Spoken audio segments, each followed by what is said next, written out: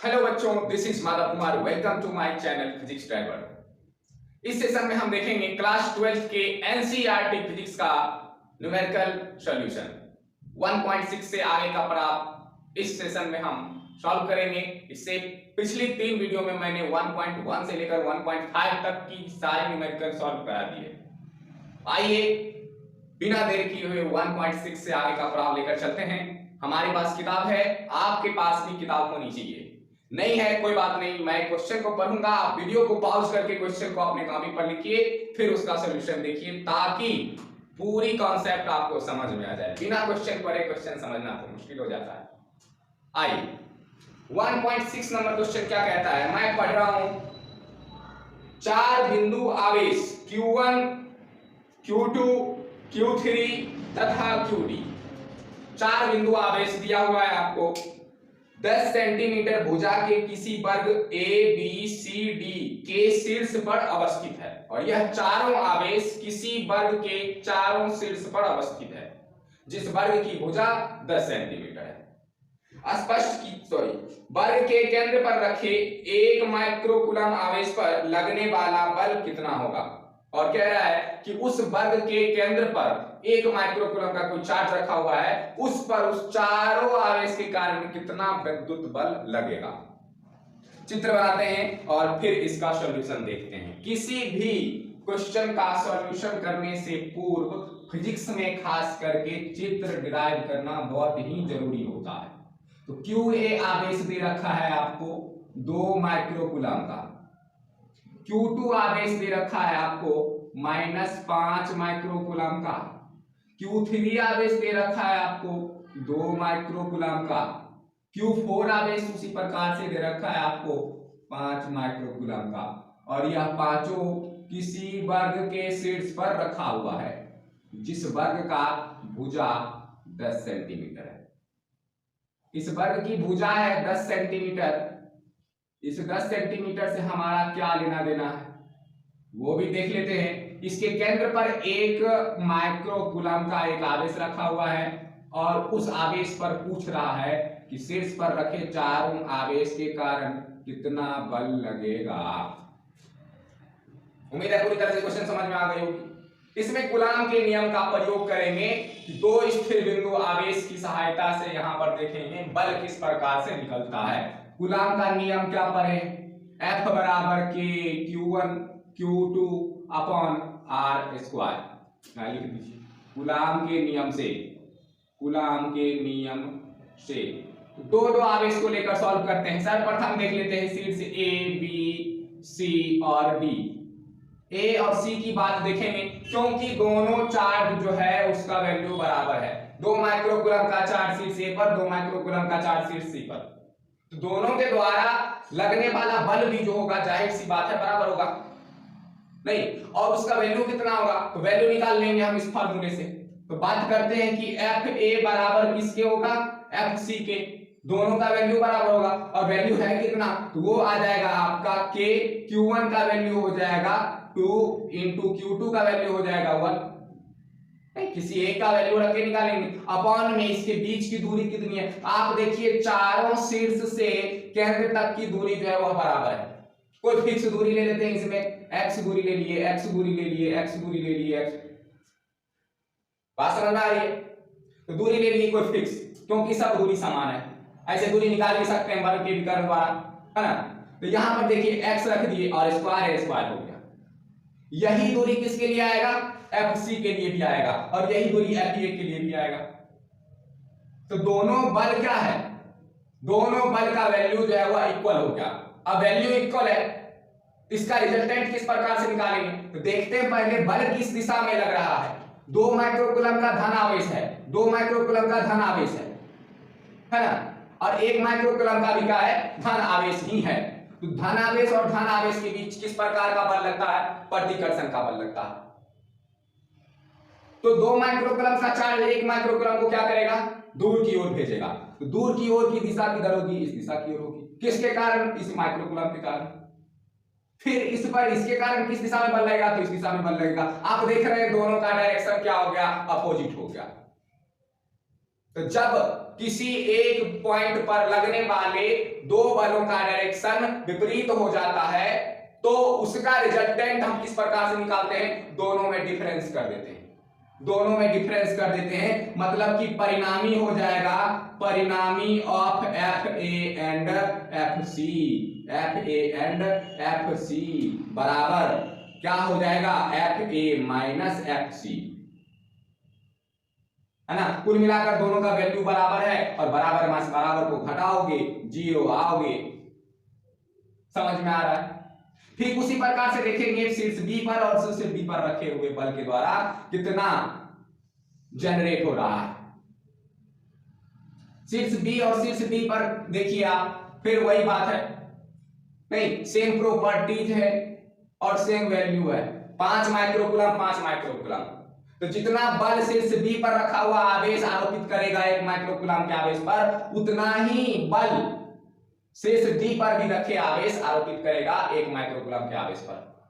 कुल मिलाकर यहां से भी आप क्या देखिएगा कि एफ बी बराबर एफ डी बराबर कितना, पहला आवेश 5, सर माइनस लिखा हुआ है, माइनस ले सकते हैं, नहीं ले सकते हैं, माइनस सिर्फ हमको बल की दिशा बताएगी, वैल्यू में हम नहीं रख सकते हैं। इनटू में दूसरा बल 1, बीच की दूरी एक्स स्क्वायर, दोनों का वैल्यू बराबर, डायरेक्शन निकाल लेते हैं। आप देख रहे हैं 1 माइक्रोकूलम का आवेश धनावेशित, 5 माइक्रोकूलम का आवेश ऋणावेशित, क्या करेगा, 1 माइक्रोकूलम के आवेश को अपनी ओर आकर्षित करेगा, नहीं 1 माइक्रोकूलम के आवेश को अपनी ओर आकर्षित करेगा। यहां भी चार्ज क्या हो गया, यहाँ दोनों चार्ज की दिशा जो है, दोनों चार्ज के कारण लगने वाले विद्युत बल की दिशा जो है एक दूसरे के अपोजिट हो गई। इसका रिजल्टेंट किस प्रकार से निकलेगा, यहां लिख देंगे परिणामी, परिणामी of F B and F D कितना आ जाएगा, एफ बराबर किसी में से किसी को भी घटा सकते हैं, दोनों वैल्यू बराबर है। यदि बड़ा छोटा रहता तो बड़े वाले में से छोटे वाले को सब्ट्रैक्ट कर देते, b माइनस कितना हो जाएगा एफ डी बराबर कितना आएगा 0। हम देख रहे हैं कि ए सी के द्वारा परिणामी बल 0 आ रहा है, किसके लिए, 1 माइक्रोकूलम के लिए। फिर बी डी के लिए परिणामी बल 0 आ रहा है, किसके लिए, 1 माइक्रोकूलम के लिए। चारों आवेश के कारण लगने वाला बल 0 हो रहा है। इसका मतलब 1 माइक्रोकूलम का आवेश जो है वह कहीं नहीं खिसकेगा। आप प्रैक्टिकली करके समझ सकते हैं कि ये मार्कर है, इस मार्कर पर हम दोनों तरफ से समान आवेश में बल लगाएंगे तो क्या यह मार्कर का कुछ बिगड़ेगा, हिलेगा भी नहीं, दोनों तरफ से समान बल लगा रहे हैं। उम्मीद है समझ में आई होगी। स्क्रीनशॉट ले सकते हैं आप इसका सॉल्यूशन और आगे की ओर देखते हैं हम नेक्स्ट क्वेश्चन 1.7 क्या कह रहा है वो फिर देखेंगे।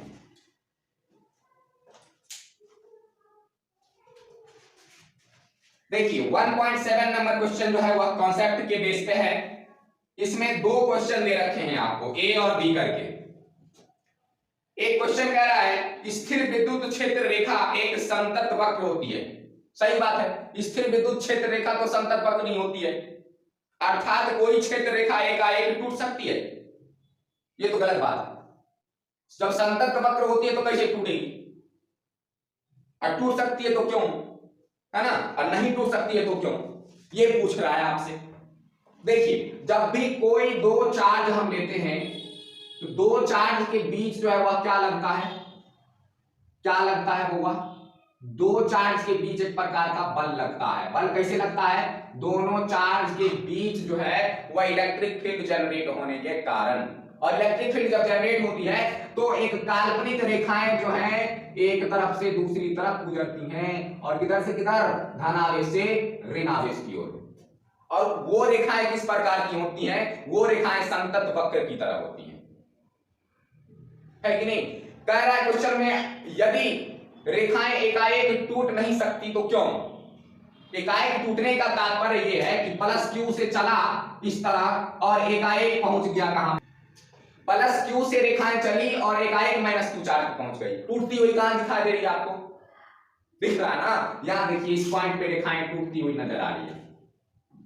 अब यहां पर यदि हम टेंजेंट कोई खींचें तो आप देखिए एक इस दिशा की ओर और एक इस दिशा की ओर, 2 टेंजेंट खींच सकते हैं, और दोनों टेंजेंट क्या बताएगा, ये दोनों टेंजेंट विद्युत क्षेत्र की दिशा को बताएगी।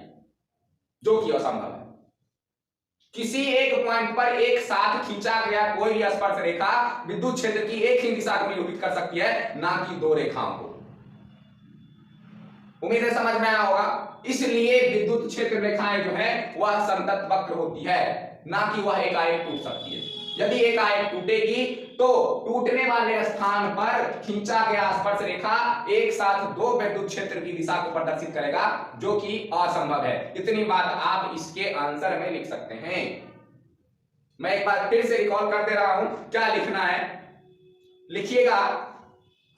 स्थिर विद्युत क्षेत्र रेखा एक संतत वक्र होती है, क्योंकि यदि कोई क्षेत्र रेखा एकाएक टूट जाएगी तो टूटने के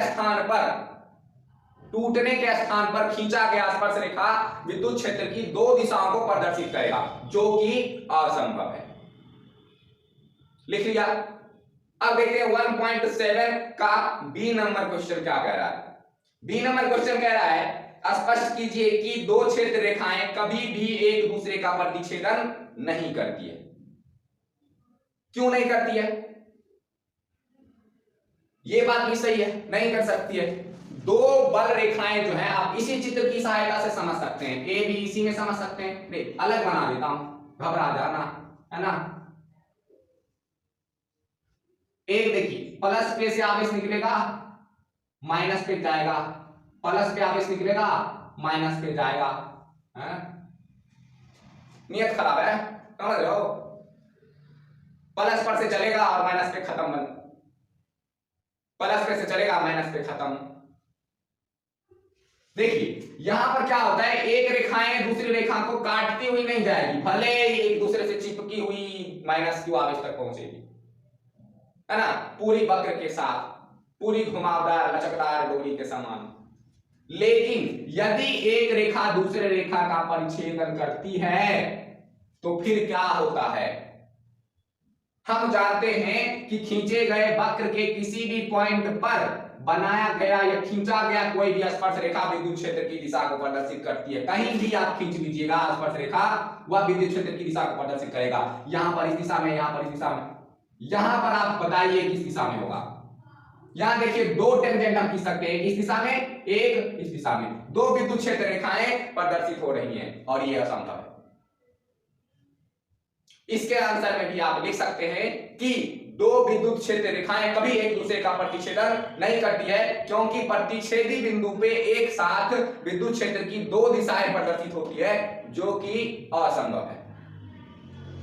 लिख लो आंसर, वीडियो पॉज करो, ठीक है, और सुन कर अपने कॉपी में लिखो। सूंघ कर नहीं लिखना है, सुन कर लिखना है।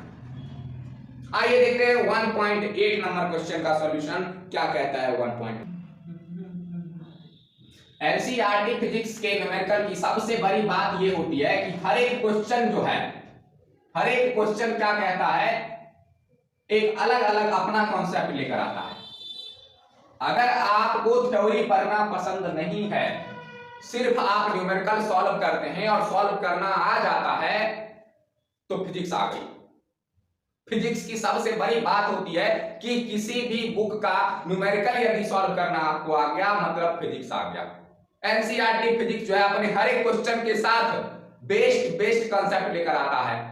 उस कंसेप्ट के आधार पर आप किसी दूसरे पब्लिकेशन का किताब प्रयोग कीजिए और उसमें 10, 15, 20 सवाल दिए रहते हैं एक ही कंसेप्ट पे आधारित। सारे सवाल को हल कीजिए, प्रैक्टिस बनेगी तो फिजिक्स बनेगी, है ना। देखते हैं 1.8 नंबर क्वेश्चन क्या कहता है। दो बिंदु आवेश QA तथा QB दोनों का वैल्यू बराबर दे रखा है 3 माइक्रोकूलम तथा 3 माइक्रोकूलम, बट प्रॉपर्टी दोनों की चेंज है। एक 3 माइक्रोकूलम का, एक -3 माइक्रोकूलम का। निर्वात में एक दूसरे से 20 सेंटीमीटर की दूरी पर स्थित है। अब दो क्वेश्चन इसमें भी दे रखा है। पहला क्वेश्चन कह रहा है दोनों आवेश को मिलाने वाली रेखा AB के मध्य बिंदु O पर विद्युत क्षेत्र कितना होगा। मध्य बिंदु O पर विद्युत क्षेत्र निकालना है। किनके किनके बीच, तो दो चार्ज हैं। मैंने कहा चित्र डिराइव करो, +3 माइक्रोकूलम का और -3 माइक्रोकूलम का। दो चार्ज एक दूसरे से 20 सेंटीमीटर की दूरी पर रखी हुई है। इसके मध्य में एक पॉइंट है जिसका नाम है O, और यहां पर आपको क्या करना है, विद्युत क्षेत्र की तीव्रता ज्ञात करनी है। विद्युत क्षेत्र की तीव्रता ज्ञात करनी है। कैसे ज्ञात कीजिएगा, तो पॉइंट O पर 3 माइक्रोकूलम के कारण विद्युत क्षेत्र की दिशा ज्ञात कर लेते हैं पहले। कहीं भी किसी भी पॉइंट पर आप विद्युत क्षेत्र निकालिएगा तो वहां पर आपको एक परीक्षण आवेश लाना होगा जिसका खुद का कोई वैल्यू नहीं होता है, और परीक्षण आवेश जब भी लाते हैं तो उसकी प्रॉपर्टी पॉजिटिव होती है, और ये पॉजिटिव है। इस पॉइंट पर पॉजिटिव प्रॉपर्टी का परीक्षण धन आवेश लाएंगे तो क्या करेगा, एक दूसरे को प्रतिकर्षित करेगा। मान लेते हैं इसके कारण उत्पन्न विद्युत क्षेत्र जो है वह EA, इसके कारण विद्युत क्षेत्र जो है वह EB, तो EA का विद्युत क्षेत्र की दिशा यहां पर इस दिशा में हो जाएगा। ये -3 माइक्रोकूलम का चार्ज है, ये प्लस परीक्षण आवेश है, दोनों एक दूसरे को क्या करेगा, आकर्षित करेगा। यहां पर आकर्षण की दिशा EB की दिशा इधर हो गई। बताओ समझ में आया। अब पूछ रहा है विद्युत क्षेत्र का मान, विद्युत क्षेत्र कितना लग रहा है दोनों चार्ज के कारण, तो दोनों का वैल्यू समान है, विद्युत क्षेत्र भी समान लगाएगा।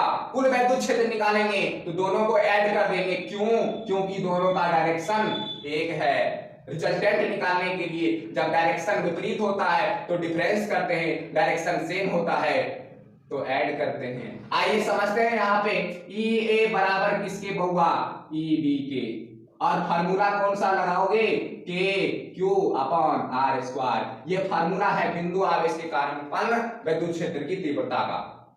यहां पर देखिए क्या हो जाएगा सॉल्यूशन। K का वैल्यू जानते हैं आप 9 × 10⁻⁹। Q का मान कितना, 3 × 10⁻⁻6। कहां से लाए सर, माइक्रो का वैल्यू है, और गुलाम हो जाएगा। अपॉन में बीच की दूरी कितनी बहुआ, बीच की दूरी मध्य बिंदु के लिए 10 सेंटीमीटर इधर और 10 सेंटीमीटर उधर। समझ में आ रहा है, यहां 10 सेंटीमीटर रखिएगा और मीटर रखिएगा तो बहुत ही सुंदर लगेगा, तो 10⁻⁻1 स्क्वायर कर दीजिए। सॉल्यूशन कितना आ रहा है, 9 3 जा 27, 9 में से 6 गया 3, प्लस का वैल्यू बड़ा है 10⁻3, अपॉन में कितना 10⁻−2। टोटल सॉल्यूशन कीजिएगा 10⁻−2 ऊपर जाएगा, और ऊपर में प्लस, पहले से प्लस है, प्लस ये भी हो जाएगा, प्लस प्लस 10⁻5 हो जाएगा, और ये 27 का 27 ही रहेगा। ये हो गया एक विद्युत क्षेत्र 3 माइक्रोकूलम के द्वारा लगाए जाने वाला विद्युत क्षेत्र। -3 के द्वारा भी इतना ही विद्युत क्षेत्र लगेगा, बल्कि अपनी ओर खींचने का प्रयास करेगा। +3 माइक्रोकूलम के कारण भी इतना ही बल लगेगा, बल्कि अपने से दूर भेजने का प्रयास करेगा। तो कुल बल दोनों के कारण कितना लग रहा है, तो यहां लिखेंगे परिणामी विद्युत क्षेत्र, परिणामी विद्युत क्षेत्र E बराबर EA प्लस EB, दोनों को ऐड कीजिएगा, 27 दूनी 54 × 10⁵ और विद्युत क्षेत्र का मात्रक न्यूटन प्रति कूलम। हो गया सॉल्यूशन। ये 1.8 का A नंबर सॉल्यूशन था। समझ में आया। अब देखते हैं 1.8 का B नंबर कैलकुलेशन क्या कहता है। कह रहा है यदि 1.5 × 10⁻⁹ परिणाम का कोई ऋणात्मक परीक्षण आवेश इस बिंदु पर रखा जाए तो यह परीक्षण आवेश कितने बल का अनुभव करेगा। कह रहा है कि इसी पॉइंट पर यदि माइनस आवेश का कोई परीक्षण आवेश रख दिया जाए, उसका वैल्यू भी दे रखा है ना। क्वेश्चन वाला भी दिमाग घुमाता है, परीक्षण आवेश का कोई वैल्यू नहीं होता है, लेकिन यहां पर कह रहा है कि इस मध्य बिंदु पर जो है एक -Q0 रख दिया गया है। ये बात सुनकर खांसी होने लगी, बताओ मुझे। तो -Q0 यानी ऋणात्मक प्रवृत्ति का परीक्षण आवेश रख दिया गया है, और इसका वैल्यू भी दे दिया आपको कितना, इसका वैल्यू भी दे दिया है आपको, इसका वैल्यू भी दे दिया 1.5 × 10⁻⁹ कूलम। और कह रहा है कि दोनों विद्युत क्षेत्र के कारण इस पर ये आवेश जो है इस पर कितना बल का अनुभव होगा। तो सीधा फार्मूला हम लगा देंगे बल वाला यार, Q × E का। ये फार्मूला क्यों निकालेंगे, इसलिए क्योंकि E का मान सर हम ज्ञात कर चुके हैं, है ना, इसमें रखेंगे और Q का मान हमारे पास है। बिना रुके सॉल्यूशन करना प्रारंभ कर दो भाई, झूठ मूठ का झोला झपला करने की जरूरत नहीं है। 1.5 into 10 to the power 9 और इंटू किधर लिखिएगा, इंटू इधर लिख देते हैं, का मान कितना 54 into 10 to the power 5। मात्रा को उधर सॉल्व कर लेना, ठीक है। इसका मात्रा कूलम, इसका मात्रा न्यूटन प्रति कूलम, कूलम से कूलम कट जाएगा और न्यूटन बच जाएगा। किसका मात्रा, बल का मात्रा। F बराबर कितना, F बराबर 15 चौको 60 का 0, 15 पचे 75, 6 81.0 इंटू 10 टू दी पावर -9 में से 5 गया, -4 बचा।